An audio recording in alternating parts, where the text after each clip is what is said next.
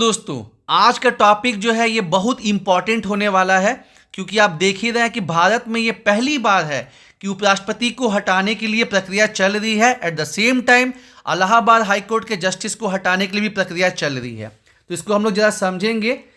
जो उपराष्ट्रपति होते हैं वो राज्यसभा के एक्स ऑफिशियो चेयरपर्सन होते हैं, अध्यक्ष होते हैं, ठीक है।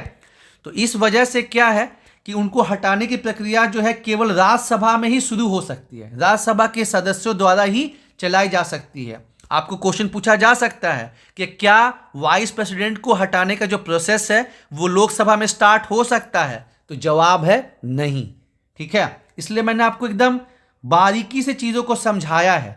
जबकि सुप्रीम कोर्ट के चीफ जस्टिस हो या फिर जज हो, हाई कोर्ट के मेन जस्टिस हो या जज हो, उनको हटाने की प्रक्रिया राज्यसभा में भी चल सकती है, लोकसभा में भी चल सकती है। एक तरफ जहां उपराष्ट्रपति को हटाने के लिए कोई भी कंडीशन जो है कॉन्स्टिट्यूशन में बताया नहीं गया है, वहीं दूसरी तरफ जो सुप्रीम कोर्ट के चीफ जस्टिस या जज है, हाई कोर्ट के मेन जस्टिस या जज है, उनको हटाने के लिए दो कंडीशन है। पहला, प्रूवन इनकैपेसिटी, चाहे फिजिकल तौर पे चाहे मेंटल तौर पे वो असक्षम हो, और दूसरा जो है मिसबिहेवियर, प्रूवन मिसबिहेवियर। जैसे अभी इलाहाबाद हाई कोर्ट के जो जस्टिस हैं उनको हटाने के लिए मिसबिहेवियर वाला जो है चीज दिया गया है।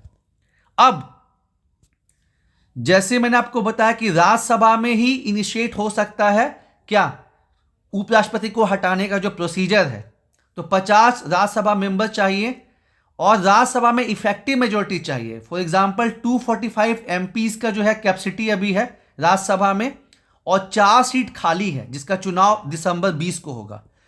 तो 241 अभी टोटल प्रेजेंट एमपीज हैं। तो अगर आपको उपराष्ट्रपति को हटाना है तो आपको जो है 121 जो एमपीज हैं इनको हटाने के फेवर में वोटिंग करना चाहिए। इसीलिए न्यूज़पेपर में क्या आता है कि इवन दो प्रोसेस स्टार्ट हो गया है लेकिन धनखड़ साहब को हटाना बहुत मुश्किल है। और जब ये राज्यसभा में इफेक्टिव मेजोरिटी से पास हो जाएगा तो लोकसभा में सिंपल मेजोरिटी चाहिए। सिंपल मेजोरिटी का मतलब जैसे 545 एमपीज बैठते हैं लोकसभा में, तो इसका अगर आप हाफ करेंगे तो हो जाएगा आपका 272, ठीक है। और 272 हो गया। अब जाहिर सी बात नहीं, सॉरी, जैसे 545 सदस्य बैठते हैं एमपी लोकसभा में, लेकिन सब लोग प्रेजेंट तो नहीं रहता। तो मान लीजिए कि 500 लोग प्रेजेंट है, 45 लोग एब्सेंट है, तो जो प्रेजेंट है ना उसका आधा, इसको सिंपल मेजोरिटी बोलते हैं, ठीक है। दोनों में आप समझ गए होंगे।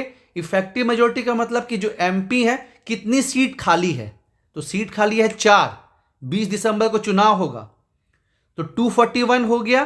तो राज्यसभा में चाहिए 121 सीट, और लोकसभा में क्या बोले कि सिंपल मेजोरिटी चाहिए। सिंपल मेजोरिटी का मतलब कि कितने लोग सदन में आए हैं, लोकसभा में कितने लोग आए हैं। तो जनरली 30 लोग 40 लोग एब्सेंट रहते हैं, ऐसे कुछ करके। तो एग्जाम्पल बोले कि 500 लोग, मान लीजिए कि जिस दिन वोटिंग होना उस दिन 500 लोग प्रेजेंट है, तो उसका हाफ, ये हो गया आपका सिंपल मेजोरिटी, ठीक है।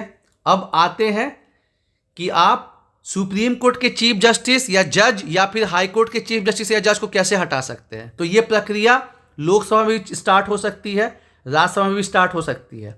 लोकसभा में एटलीस्ट 100 एमपीज का चाहिए और राज्यसभा में जो है 50 का। अब जैसे मान लीजिए कि लोकसभा में 100 एमपी हैं, वो रेजोल्यूशन मूव कर रहे हैं, तो स्पीकर को उसको परमिशन मतलब अलाउ करना होगा। जैसे अभी लगभग 70 लोग जो हैं वो इलाहाबाद के जो शेखर कुमार यादव है उनको हटाने के लिए रेजोल्यूशन मूव करे हैं, ठीक है ना। पहले 55 थे, अभी बढ़ के 70 हो गए हैं। तो अब चेयरमैन को जो है अलाउ करना पड़ेगा, और जब परमिशन दे दिया जाएगा चाहे लोकसभा या राज्यसभा में, तो 3 मेंबर का जो है कमिटी बनेगा। और जब 3 मेंबर का कमिटी बनेगा और ये बोलेगा कि हाँ अक्षमता है या मिसबिहेवियर है, तब फिर लोकसभा राज्यसभा दोनों में वोटिंग होगा और आपको स्पेशल मेजोरिटी चाहिए।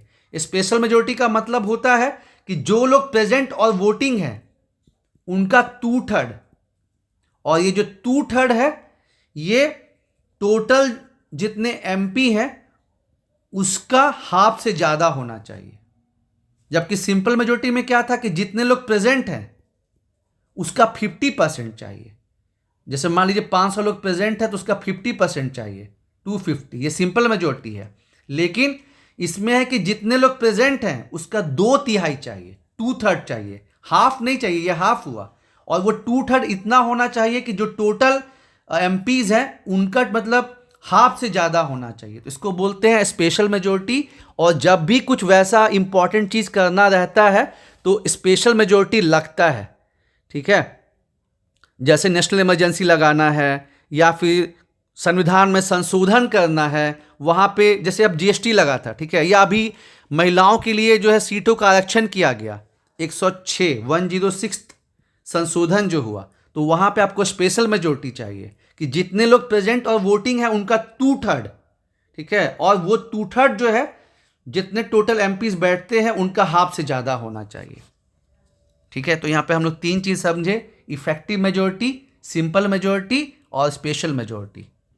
तो उम्मीद है दोस्तों आपको ये आइडिया लगा होगा। और हम लोगों ने इंटरव्यू के लिए और भी अच्छे वीडियो बनाए हैं, उसका डिस्क्रिप्शन में लिस्ट में नाम दिया गया है। बस आपको ध्यान ये रखना है कि चूंकि वो वीडियोस थोड़े पुराने भी हैं, सितंबर अक्टूबर के, तो उनको 5-6 को छोड़ दीजिएगा। बाकी जो झारखंड के बारे में है कि आपको जनजाति के बारे में है, वो सब चीज़ों पे आपको फोकस करना है, क्योंकि इंटरव्यू जो है वो जनवरी में होगा और उसमें जनवरी का मैटर और दिसंबर का कुछ मैटर जो है वो पूछा जाएगा, फिर चाहे वो झारखंड का हो, इंडिया का हो या अंतर्राष्ट्रीय स्तर का हो।